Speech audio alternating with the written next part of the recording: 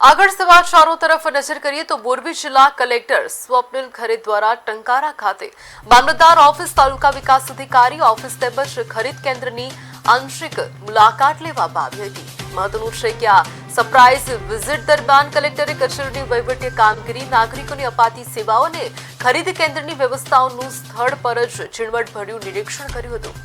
તેમણે સંબંધિત અધિકારીઓ સાથે સમીક્ષા બેઠક યોજીને સરકારી કામગીરીને વધુ સુચારુ, પારદર્શક અને અસરકારક બનાવવા માટે જરૂરી માર્ગદર્શન પૂરું પાડીને યોગ્ય સૂચનાઓ આપી હતી।